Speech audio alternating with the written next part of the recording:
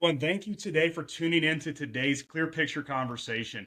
We're extending a helping hand to both our clients looking for an outlet for their charitable ideas, as well as working with the nonprofit leaders who have the passion in providing this valuable resource to our community. So, can't be more thrilled than to host today. As many of you know, my name's Andy Merchant, and I'll continue to host this conversation. But the real star of today's conversation is the opportunity that I get to talk to Blake Benton. He's the founder of Coming Together for a Cure. I'm going to let him dive more into the mission of connecting through our conversation. But a quick overview is they're really about connecting families that have rare diseases and creating awareness through educational programming and campaigns. So I know there's going to be a lot to peel back on this onion today with you, Blake. But hey, I just want to say welcome to today. And I'm so excited for the conversation we're going to have. Well, thanks for having me. I'm excited to be on the podcast. Yes. Well, I know you and I've gone back for a while. You've been one of our early conversations about being on this podcast when we do our official launching. So I just want to dive into it and for our audience and Blake, that most of our nonprofit leaders like you're not doing this because you're driven by the paycheck incentives. You're doing it because of the passion. So we like to always start today's conversation off. Just tell the audience about who you are. Why did you get involved in this? I know you have a personal story to share in that, but just let everybody know who you are. So this is your time to share. Well, so my Coming Together for a Cure came about in 2009. That was the name of a fundraiser that we threw together kind of last minute, and the name was just off the cuff. Just, well, let's get a whole bunch of people and come together for a cure. The point of that was because my older brother had a disease called Duchenne muscular dystrophy, and this is a terminal muscle wasting disease that confines boys to a wheelchair by about the age of 10, and then most often they succumb to the disease by their mid-20s. And when my older brother Ryan was 22, he was going down the standard path, and it looked like he only had a couple years left. But just to our good fortune, one of my dad's oldest friends had become a stem cell researcher and came across a study that led him to believe that this therapy might be beneficial to Ryan. And so we prayed about it and took a risk, and the therapy allowed Ryan to reverse the progression of his disease by allowing him to produce muscle for the first time ever. That was astonishing. I mean, this was not something that is normal by any means for anybody with this condition. And so after multiple rounds of therapy, we kind of learned how to tinker and refine the process. And it became very clear that Ryan was the first person with Duchenne muscular dystrophy to be successfully treated. And it just opened up a million new doors and thoughts of how we can help more people. And Ryan, right after his first treatment, said, well, why don't we have a fundraiser and raise awareness and funds so then more people like him and like our family that have other families like ours can access this amazing new medical breakthrough. And that was called Coming Together for a Cure. And that was in 2009. Yeah, and that was really coming together, and still is. It's centered around kind of a concert, isn't it? You bring in some music, and it's still kind of the plan, or was that the original? Coming together for the cure. Yeah, that's how it started. Just pretty. Ryan was a musician. So naturally he said, well, let's have a benefit concert, and we'll get his friends' bands to play in his band. And then at the time, my dad was in a classic rock cover band, and then we basically invited my sister's wedding guest list plus a whole bunch of our friends and family, and had 300-400 people out to a unique venue in town. And then we just realized how special this opportunity was, and the way that the community rallied around us. It was just so organic and natural, and we knew that we were part of something much bigger than ourselves when we started sharing our story online. And this was 2009, so that was right when Facebook was at somewhat its infancy, and learning what you could do with social media. So we just had a Yep. Facebook page and started sharing Ryan's story, and people started reaching out from all over the world, and we learned how to educate them, point them in the right direction, help dispel misinformation, and connect them to resources that otherwise, I mean, families are lost. And when you're the somewhat of the trailblazer, that carries burden. And so if you can put together systems and processes to be efficient and maximize our unique insight to help more families, that's extremely valuable. And so that's what I've been working on since I stepped into the role of executive director. After we incorporate, so the fundraiser grew and grew the first 5 years, and then after we were raising nearly $50,000 out of just uh, out in the country at this fun fundraiser, I was a sophomore in college. I said, "Well, why don't we incorporate this? We need to, become tax exempt and start putting together, the processes to apply for grants and to actually be taken more serious as a legitimate healthcare sponsor of major clinical trials and things of that nature." Yeah. Yeah. So where most people are finishing school and looking forward to getting into the world of something, right? I mean, you were thrown into this opportunity. You took your passion just as a personal family, and then build something. And I mean, again, I mean, I know it's been a tough run. I know it's very difficult. Raise. I know we've had conversations, but I think the awareness that you've done and the things you're doing around it, I'm excited for it. I know the future's there. You've already kind of gone through the hard part of the early years, right? I mean, you've passed that. A lot of nonprofits, a lot of organizations that are trying to do things fail pretty quickly, especially for more difficult awareness methods. So, no, so thanks for sharing that. I think it's important, right, when we're talking to our audience, that our audience gets to listen to, why you did this, because again, these are passion, right? I mean, you're doing these things because you're wanting to make a meaningful difference, and I think it starts with a person. But let's expand more. I mean, I want to use this time in this platform to really let you educate our listeners that are out there. What is the real value of coming to Cure? Why is it important to our community? I know you mentioned trying to help education with families, with rare disease, but just give us a little bit more detail, and then we'll talk into where people can maybe go check out information on their own. Well, one way to think of it is 1 in 10 Americans lives with a rare disease. So, and from what we've seen, stem cell therapy is one of the most promising therapeutics that can benefit a wide variety of these rare conditions. So that's where you look at it in the macro. That what stem cell therapy can do can impact millions of people. But there needs to be more clinical studies. There needs to be more research to validate and verify how we can apply this to a large variety of disease states. And so our unique niche is muscular dystrophy, which specifically Duchenne muscular dystrophy impacts about 300,000 boys worldwide and roughly 35,000 in the US. And so that's our unique strong suit is we are working to start the first large FDA approved stem cell clinical trial in the US. It's taken a long time.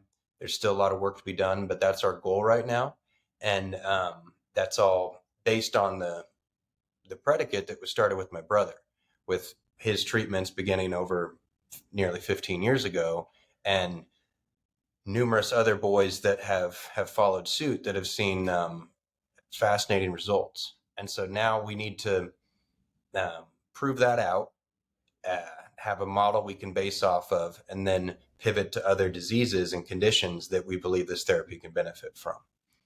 And so, as our nonprofit, our primary goal is education, advocacy, and then connecting families to resources that maybe they're not aware of or that they haven't realized different benefits that could come from them.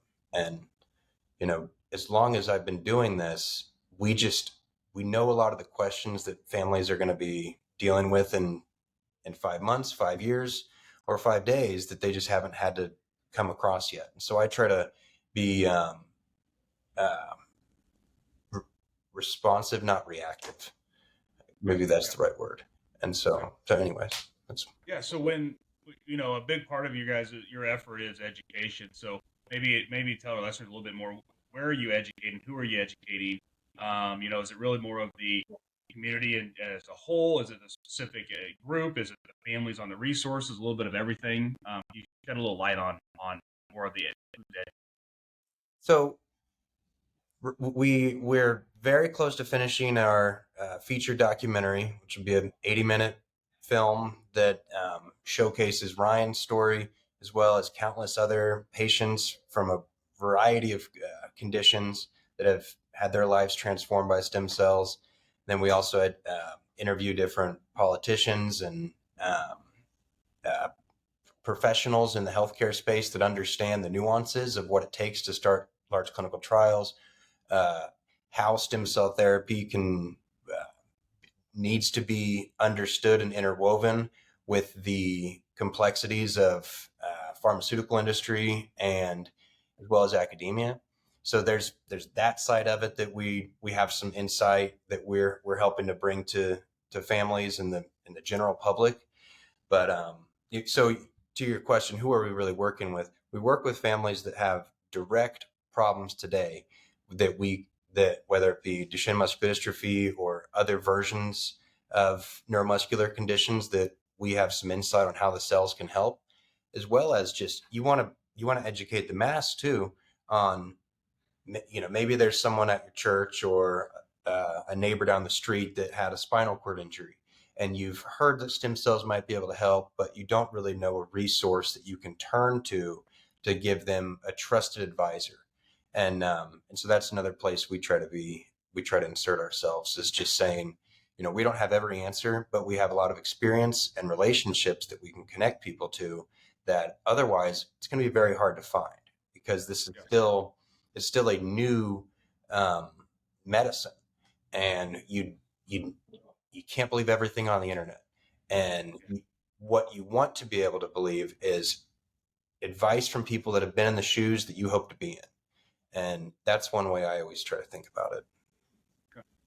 No, I mean, it's one thing to get to steward through a difficult, need that's out there due to to a rare disease that probably doesn't have a lot of medical, and you never get an answer, right? You're probably never going to get well, we can fix this. We're so accustomed to we can fix this through that.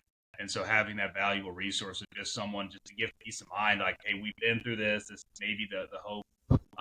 Putting hope out there is probably one of the strongest medicines out there.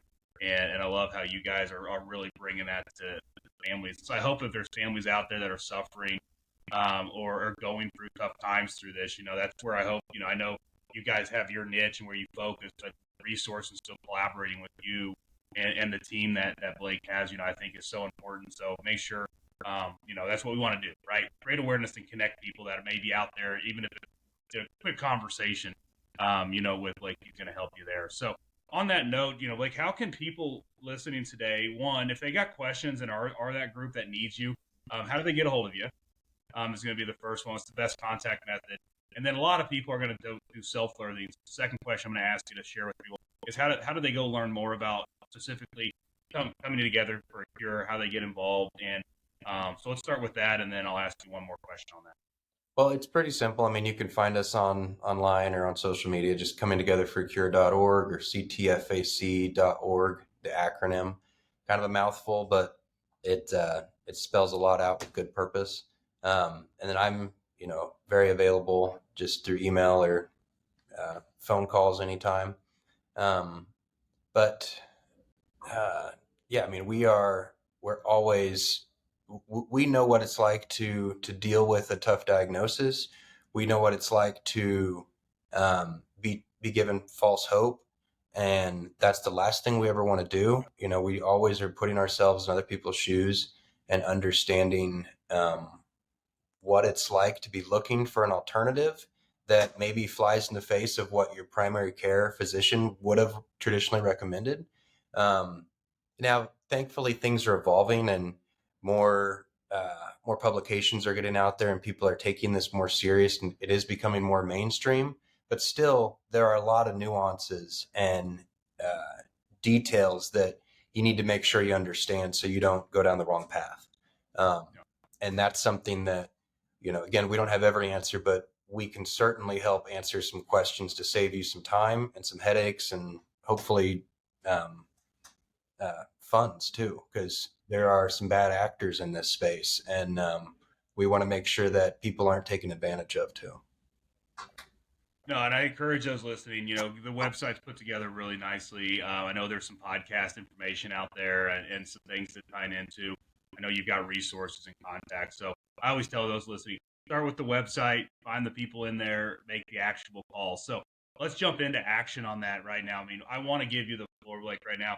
I know how hard it is out there sometimes, especially in the environment that we're in, to getting people and resources. Um, how can those, what is the action item you want? What is something that people can do right now or the biggest need you have for our audience if they want to get involved? Well, as a nonprofit, the goal is to serve people and to be a helping hand when needed. And so, number one, I want to help families that are going through something, or if they have a loved one that could use some advice, whether that's helping. They've already been looking into this therapy, or they don't know where to start. I want to help families stay on track and make sure that they're being steered in the right direction. But beyond that, it's very simple. It's a nonprofit, but still we have to generate revenues, and we have to have it profit to be sustainable and to expand our mission and expand our ability to help more people. And so there's different fundraising avenues. I mean, we have a major event in the fall, and we have an ongoing, somewhat of a capital campaign right now. But there's the donations go a long way, because I always like to think we're kind of in startup mode. We are constantly um, learning how we can be more efficient and how we can serve more people, and we need to raise more funds in order to test um, new business practices and processes and ensure that we are positioning ourselves to really grow this to a point where we can be serving thousands of people every year. Right now we're more in the hundreds. And so I want to, there's a lofty goal for a reason, because we know how important it is to deliver people to a better solution than this current status quo. Yeah. Well, so I think that's the best call to action. I mean, those listening, you heard it directly. The need is to help, right? Is to help Blake and the team build this thing to help more than hundreds and move to thousands. And your effort, time, and energy is there. And I can't express more the importance of community involvement, working with groups like what Blake's doing. And oftentimes, it just starts with today's education, right? But then it follows up with do something, get involved. If you're not getting involved, you're not making a difference. And it doesn't take sometimes, money's always important, because we all know without money, we don't move forward. But sometimes, as I know Blake alluded, if you got somebody in church, you got involvement, if you got ways just to make an introduction, that's a way to get involved that can make a drastic impact. So a final question, Blake, for you, before I let you off the hook. We always ask our nonprofit leaders this one question on this call, for this conversation. If you could impart one key message to our audience about the significance of giving back, what would it be? Man, I heard a quote not too long ago that it's kind of cheesy, but it hits the nail on the head. And I'm going to stall while I think of it exactly. But it's something along the lines of you don't realize how good it feels to help others when you know that it's authentic and genuine, and the funds are going to make a real impact. It's not like I don't just want to ask people for funds because they have the means. I want to ask people for funds because they believe in what we do, and they trust that we can be a good steward for their gift and maximize and multiply what those funds can do.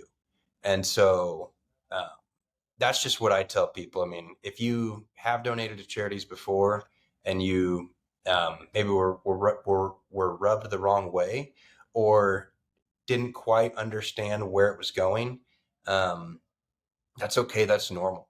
But for our nonprofit, we try to be as transparent as possible, and we try to say, look, we're not the the large national organization that you've heard of that has massive overhead, and you're confused on where the funds are really going. I mean, this all goes directly to the mission to allow us to serve from hundreds to thousands. And so right now, a lot does go to some overhead, but it's because have this. We built a car to put on a highway that is that can go on roads never traveled. And so, um, anyways, I'm rambling, but I'm just excited for the opportunity to share what we're doing and continue to grow and help more people. Yeah, no, I think your quote is your quote, and I think you rounded it out perfectly there. I do. I think you're going to be much more interested in your gift and giving if you're passionate, if you understand it. It's great if you've got the means to do it, but I love what you said there. It's not about if you have the means, it's not if you care, because they'll stick Exactly. around longer, right? They'll be there when you need them, and they'll be there to support you longer term. Not saying if anybody out there listening today just doesn't have a good means heart and wants to get them started, because we all want that, but I love how you say the importance of giving back is about getting involved and doing it more than just me. So, hey, Blake, I just appreciate your time today. I appreciate your story. I appreciate your passion. I appreciate you just being part of this community to help these families. And for everybody that's joining us, listening to us, thank you guys again for joining. I know I hope this is a impactful 20 minutes of your day, and I hope that today you were inspired by the story and the mission of what Blake's doing with Coming Together for a Cure. Go back, check out. We'll have the website address to go check him out again and get in contact. But as always, we love hearing stories, and we hope you'll have an impactful day. Have a great one.